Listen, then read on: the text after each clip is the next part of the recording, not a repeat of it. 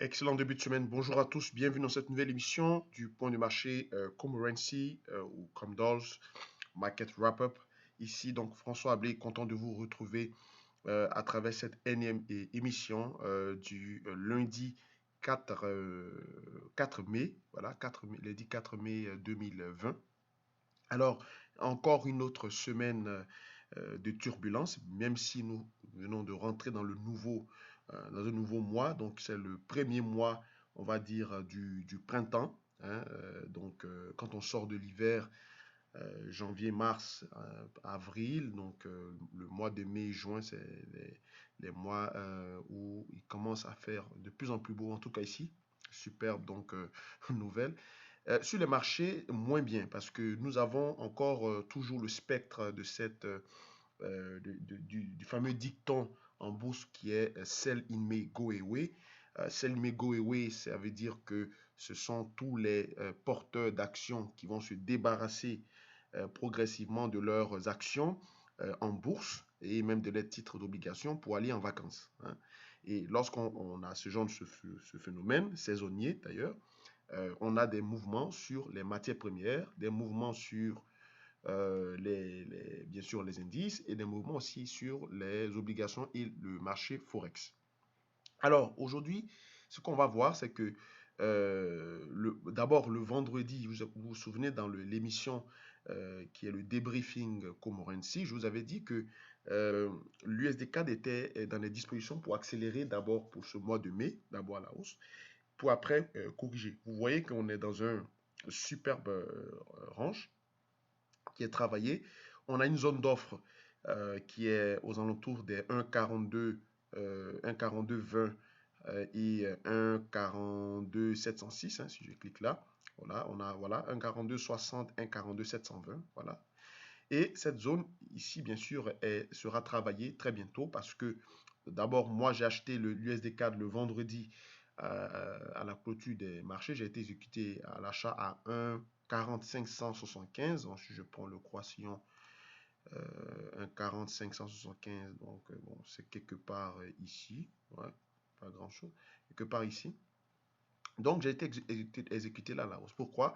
Parce que quand on regarde les perspectives sur les marchés avec le recul le recul de la consommation donc aux États-Unis, hein, spectre donc déflationniste, hein, où on a bien sûr de plus en plus d'investisseurs et d'épargnants qui veulent plutôt tenir le dollar.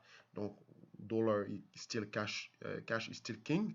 Donc, le dollar est toujours roi, on veut toujours le détenir, la liquidité plutôt que d'investir. On a également les chiffres concernant une contraction du PIB, d'accord? Donc, ça veut dire que les États-Unis, comme la plupart des pays en Europe, au Japon, qui ont déjà adopté des mesures d'urgence, et même dans les pays émergents, on semble rentrer progressivement en récession ou bien même on est déjà à la porte parce que nous sommes dans le deuxième trimestre de l'année. Le premier trimestre a été catastrophique avec la fermeture partielle des économies à cause du confinement, pardon. Là, on parle de déconfinement. Et quand on regarde tous les PIB et tous les indices de manufacture, ils sont tous en dessous des 50 et la plupart des pays, des PIB, donc taux de croissance, sont relativement en dessous même de 2%. Okay. Donc, il y a eu une contraction. Pour certains même sont en dessous des euros. Donc, dans cette dynamique, avec bien sûr la reprise petit à petit, hein, avec bien sûr beaucoup de difficultés du pétrole, également les différentes banques centrales s'accordent à soit rester sur des politiques monétaires neutres, voire aller dans les politiques monétaires zéro ou même négatives. La seule banque centrale qui a commencé sa politique monétaire négative, c'est le Japon, avec bien sûr le relèvement du plafond de l'achat massif et même illimité des ETF. Je pense qu'en Europe aussi, on se prépare à faire la même chose. Donc, globalement, nous sommes bien sûr à l'entrée d'une récession, comme tel que j'avais annoncé sur les réseaux sociaux en début du mois, enfin le premier jour du mois de mai, donc le vendredi. Le Canada, lui aussi, est en difficulté, est en récession parce qu'on a eu un très mauvais chiffre de PMI Market, ce qui donc fragilise le dollar canadien et donc forcément, on aura un effet mécanique sur la paire USD CAD à la hausse. Ok. Donc, voici pour toutes ces raisons globales et macroéconomiques également que je viens de vous peindre ce tableau qui m'a poussé donc à acheter l'USD CAD. Bon, maintenant, quel est l'objectif? Alors, acheter l'USD CAD, c'est bien beau, mais qu'est-ce qu'on vise? Bien évidemment, quand on regarde l'allure et on regarde ce marché, on voit bien que le seuil ou le plafond, hein, le niveau d'offre au niveau de l'USD4 est relativement moins important qu'au niveau au niveau de la demande, bien sûr. Donc, avec l'accélération des cours jusqu'à certainement tester les seuils de 1,43 610, pour le moment, nous sommes en intraday, hein, ici c'est en H4, donc on a eu une belle enjambée haussière. Certainement une correction aux alentours si vous êtes en intraday, donc un bon point d'entrée serait peut-être probablement aux alentours des 1,47, 1,40 800, oui, 1,40 800, ou bien 1,41 pile serait un excellent point d'entrée pour acheter. Là, vous voyez, là, présentement, nous sommes sur 1,41, vous voyez, et le marché commence à euh, se, se reprendre, hein. Vous voyez que après ce signal de ralentissement, ce signal de décélération des cours baissiers, on est en train de se stabiliser sur 1,41, voire 1,40 800 pour pouvoir repartir certainement à l'achat pour aller viser les seuils dont je vais mentionner. Même si on de cloche au niveau du NSD, donc le dollar néo-zélandais, vous voyez que l'allure de la courbe, on a un seuil d'offre aussi qui tend à confondre les cours avec des hauts de plus en plus, de plus en plus bas, hein, des hauts de plus en plus bas. Donc, on est en train de inverser l'allure de la courbe. On a un point haut, un point haut ici qui tendent à se stabiliser. Par contre, au niveau des points bas, on a des points bas de plus en plus hauts, mais eux aussi qui tendent à se stabiliser parce que vous voyez le dernier creux, il semble être sur la même ligne que le creux courant. D'accord?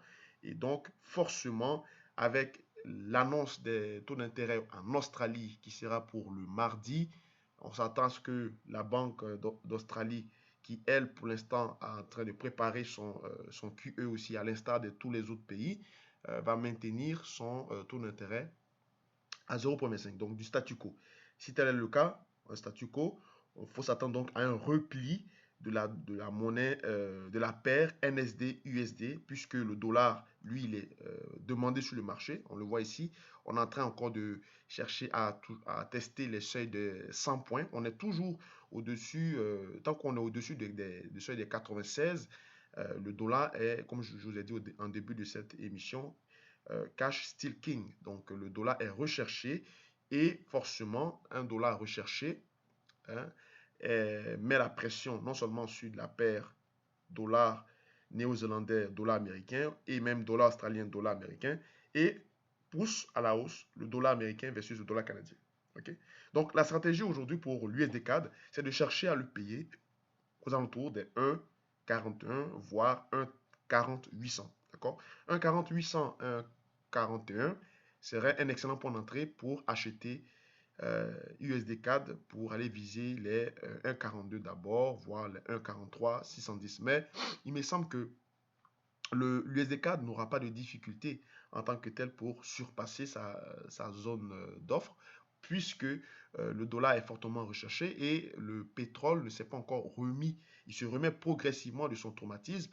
Et au Canada, à l'opposé, nous avons donc le facteur entrée en récession et contraction de l'économie, PIB et puis PMI Market, qui joue énormément sur l'attrait de la devise canadienne. Donc forcément, l'USD4 est dans les dispositions pour accélérer d'abord à la hausse ce mois de mai, puis ensuite recorriger parce que plus on va aller au-delà de 1,44 280, plus il sera également plus pernicieux pour continuer donc une accélération, à moins qu'il y ait un catalyseur puissant qui permette de vraiment faire exploser la paire, puisque moi, mon objectif sur la paire USD-CAD était bien sûr qu'on aille chercher même la barre des 1,54, 1,55, voire 1,60, mais sur le moyen long terme. Ok, donc je suis très haussier sur le dollar. Euh, à- Au niveau de le dollar australien, c'est le même son de cloche, hein. Au niveau du dollar néo-zélandais et dollar australien, c'est les mêmes territoires, les mêmes lectures de prix, d'autant plus que on a une décision de politique monétaire cette semaine, comme je vous avais déjà dit, le mardi, à partir de minuit 30 heure du Canada, on a une décision de politique monétaire au niveau de l'Australie.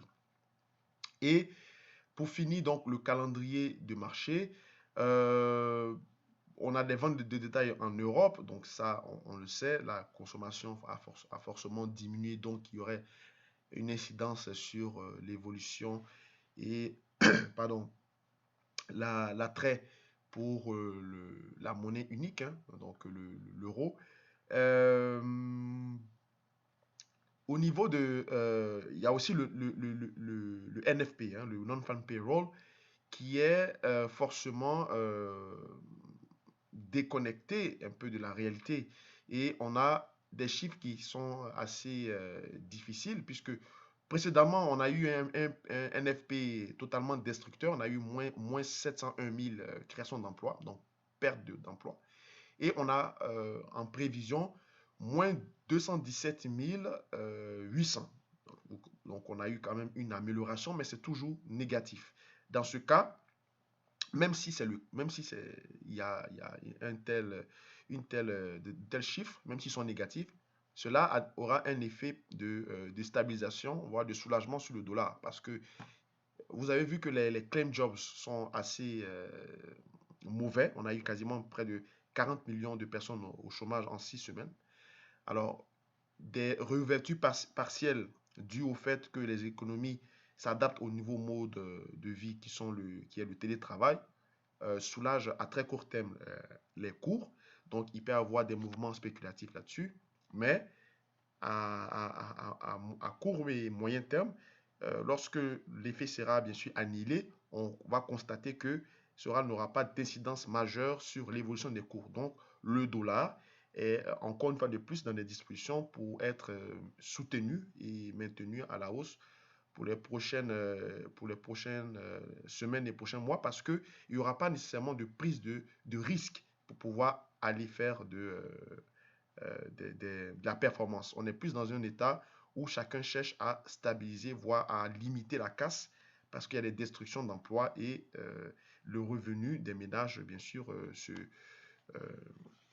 diminue. D'accord? Il diminue et donc également la consommation forcément diminue.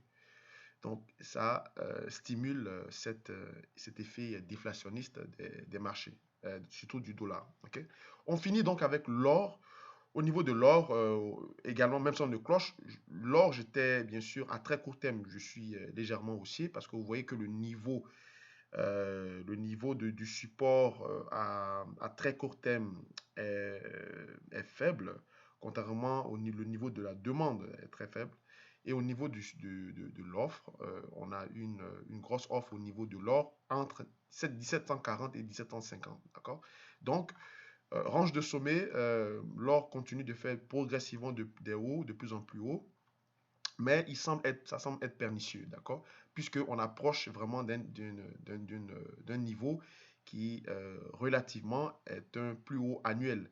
Hein. Un or à 1750, même s'il a les potentialités d'aller jusqu'à 1800, mais cela ne se fera pas comme un couteau chaud dans du beurre. Ça sera vraiment assez difficile pour l'or de progresser avec tout ce que je viens de décrire. Ça ne milite pas pour une accélération rectiligne de l'or. Okay? Donc pour l'instant, l'or est en stabilisation autour des 17,05 et 17,15. Okay?